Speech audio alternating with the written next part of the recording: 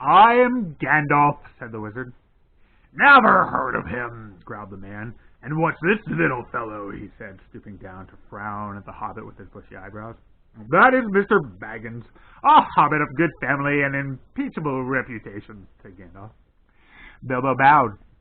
He had no hat to take off, and was painfully conscious of his many missing buttons. I am a wizard, continued Gandalf. I have heard of you if you have not heard of me, but perhaps you have heard of my good cousin Radagast, who lives near the southern borders of Mirkwood? Yes, not a bad fellow as wizards go, I believe. I used to see him now and again, said Born. Well, now I know who you are, or who you say you are. What do you want? To tell you the truth, we have lost our luggage and nearly lost our way, and are rather in need of help, or at least advice. I may say we have rather had a bad time with goblins in the mountains. Goblins? Said the man less gruffly. Oh ho! So you've been having trouble with them, have you? What did you go near them for? We did not mean to. They surprised us at night in a pass which we had to cross. We were coming out of the lands over the west into these countries. It is a long tale. Then you had better come inside and tell me some of it, if it won't take all day, said the man, leading the way through a dark door that opened out of the courtyard into the house. Following him, they found themselves in a wide hall with a fireplace in the middle. Though it was summer, there was a wood-burning fire, and the smoke was rising to the blackened rafters in search of the way out through an opening in the roof. They passed through this dim hall, lit only by the fire and the hole above it, and came through another smaller door into a sort of veranda, propped on... What was the veranda propped on? I don't know! It was propped on wooden posts made of single tree trunks. It faced south and was still warm and filled with the light of the westering sun which slanted into it, and fell golden on the garden full of flowers that came right up to the steps. Here they sat on wooden benches while Gandalf began his tale. And Bilbo swung his dangling legs and looked at the flowers in the garden, wondering what their names could be, as he had never seen half of them before. I was coming over the mountains with a friend or two, said the wizard. Or two? I can only see one, and a little one at that, said Bjorn. Well, to tell you the truth, I did not like to bother you with a lot of us until I found out if you were busy. I will give a call if I may. Go on, call away. So Gandalf gave a long, shrill whistle, and presently Thorin and Dory came round the house by the garden path and stood bowing low before them. One or two or three, you meant, I see, said Bjorn. But these aren't hobbits, these are dwarves. Thorin Oakenshield at your service. Dory at your service, said the two dwarves, bowing again. I don't need your service, I thank you, said Bjorn. But I expect you need mine. I am not over fond of dwarves, but if it is true you are Thorin, son of Thrain, son of Thror, I believe, and that your companion is respectable, and that you are enemies of goblins and are not up to any mischief in my lands. What are you up to, by the way? They are on their way to visit the land of their fathers, away east beyond Mirkwood, put in Gandalf, and it is entirely by accident that we are in your lands at all. We were crossing by the high pass that should have brought us to the road that leads to the south of your country, when we were attacked by the evil goblins, as I was about to tell you.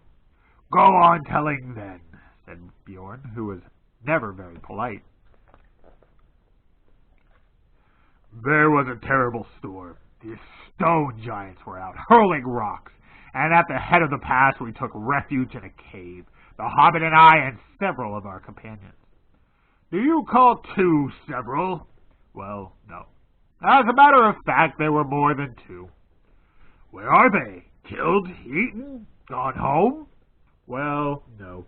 They don't seem to all have come when I whistled. Shy, I expect. You see, we are very much afraid that we are rather a lot for you to entertain. Go on, whistle again, for I am in for a party, it seems, and one or two won't make much difference, growled Bjorn. Gandalf whistled again. But Nori and Ori were there almost before he had stopped, for, if you remember, Gandalf had told them to come in pairs every 5 minutes. "Hello," said Bjorn.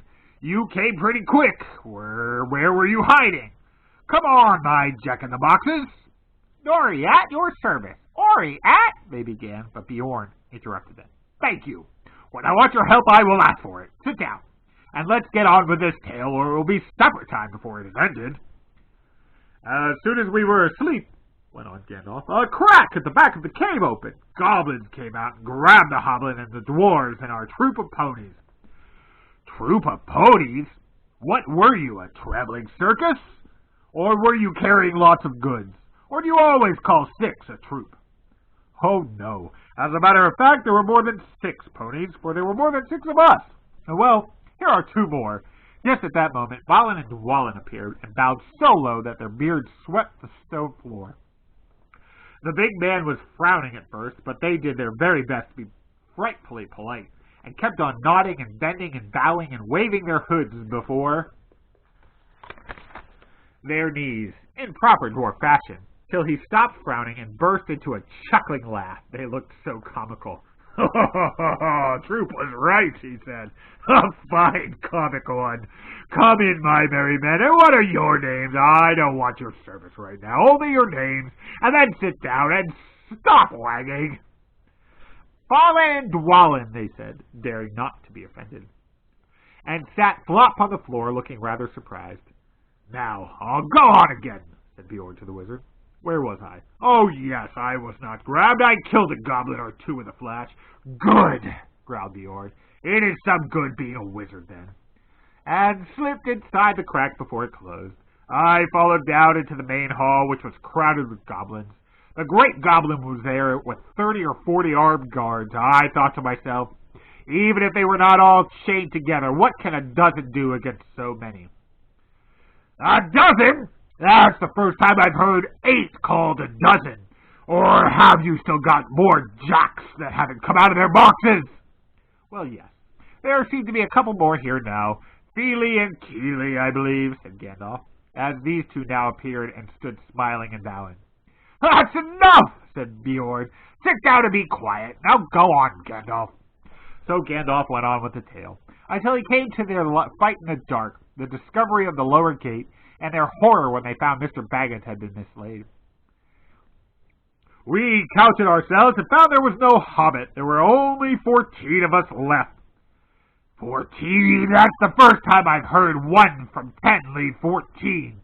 You mean 9, or else you haven't told me yet all the names of your party." "Well, of course you haven't seen Oin and Gloin yet, and bless me, here they are. I hope you will forgive them for bothering you." "Oh, let 'em all come. Hurry up. Come along, you 2, and sit down. But look here, Gandalf. Even now we have only got yourself and 10 dwarves and the Hobbit that was lost.